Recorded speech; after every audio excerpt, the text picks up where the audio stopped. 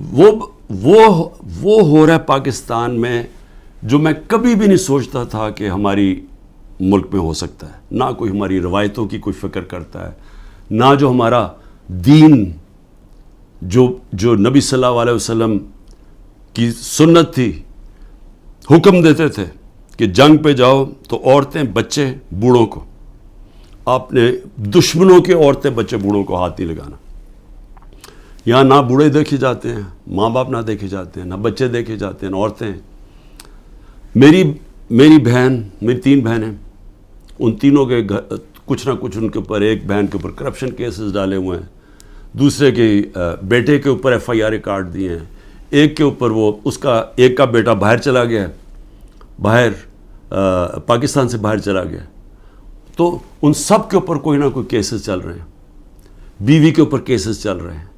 یہ کب تھا مجھے بتائیں کہ ہماری پولیٹکس میں یہ کب ہم اتنے نیچے گرے تھے؟ ہاں تھے, یہ نواز شریف کی خاص طور پہ, یہ شریف خاندان کا تھا کہ گھر کی عورتوں کے اوپر ہمیشہ اٹیک کرتے تھے. بے نظیر کی اور اس کی والدہ کی تصویریں انہوں نے لاہور کے اوپر نیچے پھینکی, گندی تصویریں. انہوں نے وہ جو ویڈیو ٹیپس, مریم ماہر ہے ٹیپس کے اوپر, وہ ٹیپس بنا لیتے ہیں, بلیک میل کرتے ہیں. یہ تو تھا ان کی روایت پرانی. لیکن یہ ہماری اس قوم کے اندر, ہمارے کبھی بھی ویلیو سسٹم میں اس طرح ہم کبھی بھی نہیں گرے تھے. اس کے علاوہ لوگوں کو اغوا کیا ہوا ہے. اور میں یہ ذرا بتا دوں کہ ہمارا اظہر ماشوانی, ہمارے سوشل میڈیا کا, اس کا بھائی کو 2 مہینے سے اٹھایا ہوا ہے.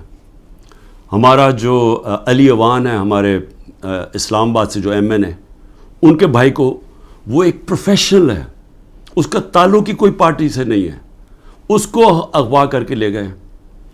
شہزاد اکبر جو انگلینڈ گیا ہوا ہے, اس کے بھائی جو کہ نارمل نہیں ہے, اب نارمل ہے اس کا بھائی, اس کو اٹھا کے لے گئے, وہ غائب کیا ہوا ہے. یہ سب غائب کیے ہوئے ہیں. جب عدالت میں جاتے کہتی تھی پیش کرو, پولیس کہتی جو ہمیں پتہ ہی نہیں کدھر گئے. اعظم خان جو میرے پرنسپل سیکرٹری تھے, ان کو اٹھا کے غائب کر دیا ہے. اور کوشش کیا ہو رہی ہے اس کو اپروور بنانے کی, جی عمران خان کے خلاف کوئی سٹیٹمنٹ دیں کہیں نہ. تو شہزاد اکبر جو انگلینڈ میں بیٹھا, اس کو میسیجز آ رہی ہیں, ہم سب کچھ چھوڑ دیں گے اگر تم عمران خان کے خلاف اپروور بن جاؤ کہ اس کے خلاف کوئی سٹیٹمنٹ دے دو.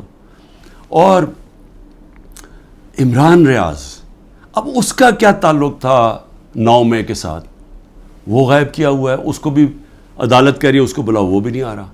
یعنی کب پاکستان میں ایسے ہوا تھا؟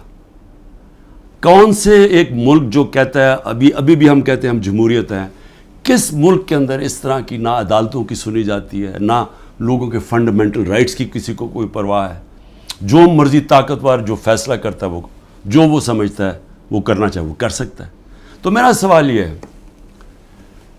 کہ جو بھی طاقت میں بیٹھے ہوئے ہیں, جو یہ سب کچھ کروا رہے ہیں, میں آپ سے ایک سوال پوچھتا ہوں کہ کبھی آپ نے سوچا ہے کہ اتنا زیادہ کسی کے ایک پارٹی کے اوپر آپ زور لگائیں اور ظلم کریں اور وہ پھر پارٹی نہ ٹوٹے؟ پنجاب کے اندر کتنے ٹکٹ ہولڈرز توڑ لیے ابھی تک؟ 297 ہیں ٹکٹ ہولڈرز, ان میں سے 40-50 توڑے ہیں, باقی کیوں نہیں ٹوٹ رہے؟ سب گھروں میں سے نکلے ہوئے ہیں, انہوں نے اپنی فیملیز کو گھروں سے نکال دیا ہے, سب چھپے ہوئے ہیں, بزنسز ان کی بند ہے, وہ ٹوٹ کیوں نہیں رہے؟ سوال پوچھا اپنے آپ سے کہ اتنے زور لگایا, ابھی پختونخوا کے اندر پوری کوشش ہو رہی ہے, کیوں نہیں ٹوٹ رہے؟ وہ اس لیے نہیں ٹوٹ رہے. اور میں بڑے ادب سے اپنے پاور بروکرز کو کہنا چاہتا ہوں کہ بڑا غور سے میری بات سنیں. میں 27 سال سے پولیٹکس میں ہوں, 0 سے پارٹی شروع کی, کوئی میری پولیٹیکل بیک گراؤنڈ نہیں تھی, میرے کوئی والد یا میرے وہ نانا دادا کوئی پولیٹکس میں نہیں تھے. میں نے 0 سے شروع کیا اور آہستہ آہستہ پبلک کو اپنے ساتھ جوڑا, جو بڑی دیر لگی, اور آہستہ آہستہ پارٹی بنائی. کسی نے اس طرح کی پارٹی نہیں بنائی.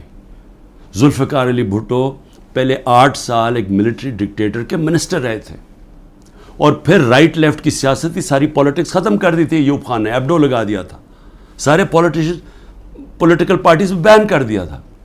اس کے اندر ذوالفقار علی بھٹو نے پھر پیپلز پارٹی بنائی, اور ان کو بھی 4 سال لگے اور وہ پھر پاور میں آ گئے.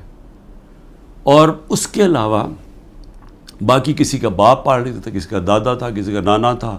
ایک نواز شریف نے وہ کس طرح پارٹی بنائی, جنرل ضیاء نے فیصلہ کیا, جنرل جیلانی نے ریکویسٹ کی کہ جی یہ بڑا اچھا بچہ ہے, اس کو لے آئیں. والد صاحب نے کہا کہ جی اور کسی کام کا نہیں تو چلو اس کو پالیٹکس میں ڈال دو. وہ پالیٹکس میں آ گیا. اس کو مینوفیکچر کیا گیا. جی ایچ کیو کے اندر نواز شریف مینوفیکچر ہوا. ایک ٹیسٹ ٹیوب بیبی پیدا کی گئی پالیٹکس میں. وہ اس طرح پالیٹکس میں آیا تھا. تو تجربہ, میں صرف یہ کہہ رہا ہوں کہ جس آدمی نے زیرو سے پارٹی شروع کر کے 2 پارٹی سسٹم بریک کر کے آج اللہ کا کرم ہے سب سے بڑی پارٹی ہے پاکستان میں, تو کم از کم میرے ویوز ہی سن لیں, کیونکہ یہ جو بھی آپ حربے استعمال کر رہے ہیں یہ آپ کامیاب نہیں ہونے لگے. یہ آپ ملک کی تباہی کریں گے لیکن آپ کامیاب نہیں ہوں گے. کیونکہ دیکھیں, جب ایک آئیڈیا, اور یہ پالیٹکس یہ 90 کی دہائی کی پالیٹکس نہیں ہے. 90 کی دہائی میں پالیٹکس کیا تھا؟ الیکٹیبلز تھے, اسٹیبلشمنٹ انہوں نے ایک طرف ایک پارٹی کا ساتھ دیتی تھی, الیکٹیبلز تھوڑے ادھر چلے جاتے تو وہ پارٹی جیت جاتی تھی. یہ تھی 90 کی دہائی کی پالیٹکس. اور پھر یہی آگے جب جنرل مشرف نے کیا کیا, پہلے 2/3 اکثریت والی نون لیگ, ان کو کوئی تشدد نہیں کیا گیا. ان کو کسی صوبے دار کا بھی ٹیلی فون آتا تھا نا تو وہ سیدھا کاف لیگ پہ چلے جاتے تھے. کوئی مشکل نہیں تھی, کوئی بزنسز نہیں بند ہوئی, کوئی جیلوں میں نہیں ڈالا, ساری کی ساری نون لیگ کاف لیگ پہ چلی گئی. اور اگر وہ جو باقی, میں پھر سے کہتا ہوں, جو بچے ہوئے تھے نون لیگ والے, اگر ان کے اوپر 5% بھی وہ تشدد کرتے جو ہمارے پہ ہو رہا ہے, انہوں نے بھی کاف لیگ میں چلے جانا تھا. تو وہ پالیٹکس, وہ زمانہ چلا گیا ہے. یہ اب پالیٹکس ہے 1970 کی پالیٹکس. یہ آ گئی ہے نظریے کی پالیٹکس. 1970 کے بعد پاکستان میں نظریہ ختم کیا گیا تھا. جنرل ضیاء الحق نے نان پارٹی بیس الیکشن کروا کے نظریہ ختم کر دیا تھا. وہ جو 1970 کے اندر جو نظریاتی پالیٹکس تھی, اس نے سارے پرانے پولیٹیکل ہاؤسز کو اڑا دیا. ویسٹ پاکستان میں ذوالفقار علی بھٹو نے, اور ایسٹ پاکستان میں مجیب الرحمان نے. صرف نظریہ جیتا تھا. یہ آ گئی ہے نظریاتی politics.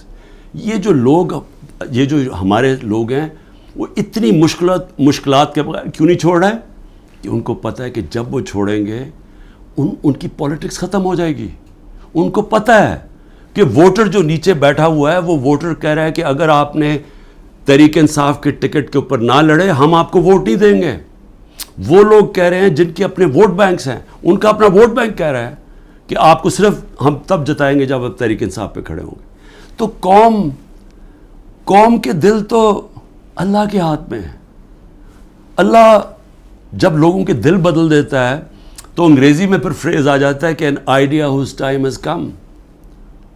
No number of armies can destroy an idea whose time has come. جتنی مرضی فوجیں ہوں, وہ جب ایک نظریے کا وقت جو اللہ ڈالتا ہے دلوں میں, جب وہ آ جاتا ہے, آپ کچھ نہیں کر سکتے. آپ جو بھی کریں گے وہ بیک فائر کرے گا.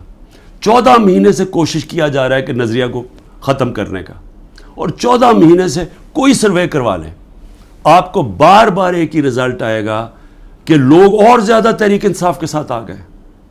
اس لیے میری ریکویسٹ یہ ہے کہ یہ پولیٹیکل انجینئر سے ملک کو تباہ کر رہے ہیں. اس وقت ضرورت ملک کو پولیٹیکل سٹیبلٹی کی ہے. پولیٹیکل انجینئرنگ کے جی سارے بندر بانٹ کر دو, یہ چھوٹے چھوٹوں کو کسی کو یہ دے دو, اور سیٹیں بانٹ دو پارٹیز کے بیچ میں تھوڑی تھوڑی, اور اپنے بھی لوگوں کو, اور پھر الیکشن کمیشن کے ساتھ دھاندلی کر کے جتا دو. یہ ملک کو ڈی سٹیبلائز کرے گا, یہ سٹیبلٹی نہیں لے کے آئے گا. اس میں بجائے سیاسی استحکام آنے پہ, جس کی وجہ سے معاشی طور پہ استحکام آئے گا, یہ الٹا ہو جائے گا. اس سے ملک تباہی کی طرف جا رہا ہے. اور میں وہ پاکستانی ہوں, پھر سے میں ریپیٹ کرتا ہوں, میں نے یہ ملک کے چھوڑ کے نہیں جانا. میں نے اس ملک کے ساتھ یا اوپر جاؤں گا یا نیچے جاؤں گا. میں وہ پاکستانی آپ کو ایک ملک کی خاطر کہہ رہا ہوں کہ یہ راستہ نہ پکڑیں جس طرف ہم جا رہے ہیں. یہ ظلم نہ کریں, اس کا کوئی فائدہ نہیں ہونے لگا سوائے ملک کو نقصان ہونے لگا. اور یہ اگر خیال ہے اب تک آپ کا کہ میں اس پریشر میں آ جاؤں گا, یہ جو 180 کیسز ہیں 200 کر دیں, کیسز جیل میں ڈال دیں, ڈسکوالیفائی کر دیں, اس سے مجھے کوئی فرق نہیں پڑے گا.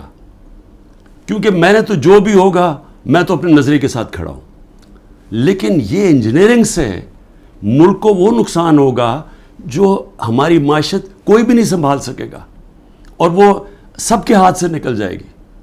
تو ابھی بھی میں آخر میں یہ کہنا چاہتا ہوں کہ اگر یہ کہا جا رہا ہے جی کہ لیول پلینگ فیلڈ تب ہوگی جب نواز شریف آ جائے گا، تو ساروں کی تو کرپشن کیسز ختم کر دیے ہیں، تو رہ کیا گیا اب؟ تو اس کو بلا لیں واپس، وہ کیوں نہیں آ رہا پاکستان؟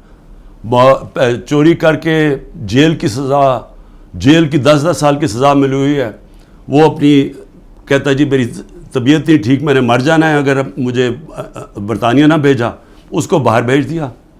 یہ پرائم منسٹر نے عدالت میں ایفیڈیوٹ دیا اور ابھی تک کوئی ایکشن نہیں لیا، اور وہ وہاں بیٹھا ہوا اور وہاں جا کے پالیٹکس کر رہا ہے اور آرام سے زندگی انجوائے کر رہا ہے، انتظار کر رہا ہے کہ جب تک عمران خان جیل میں نہیں جاتا، پی ٹی آئی ختم نہیں ہوتی، وہ آتا نہیں۔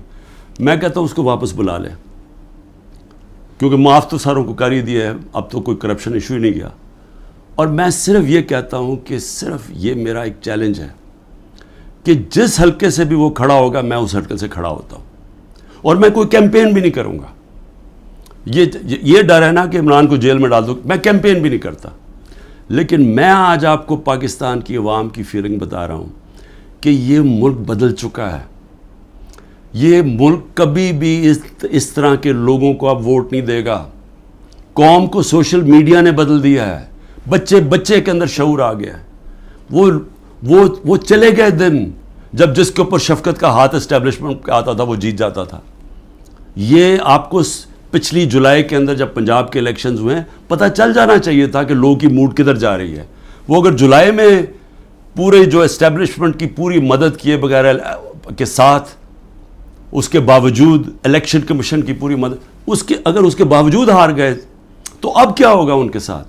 تو اس لیے ان لوگوں کو جو اپنی اب سیاسی موت دیکھ رہے ہیں اور جو اسٹیبلشمنٹ کے پیچھے چھپ رہے ہیں، جن کو کوئی فکر نہیں ہے کہ ملک کو کیا ہوتا ہے، کیونکہ ان کے پیسے باہر پڑے ہیں، ان کے تو ڈالرز میں پیسے پڑے ہوئے ہیں، ان کو تو فرق نہیں پڑنا، تو یہ آڑ لے کے بیٹھے ہوئے ہیں کہ ہمیں اسٹیبلشمنٹ کسی طرح پی ٹی آئی کو ختم کرے تاکہ جناب یہ ان کے پھر جو 30 سال سے پیسہ کھا رہے ہیں ملک کا اور باہر بھیج رہے ہیں، یہ اپنے وہ دھندے پہ لگ جائیں۔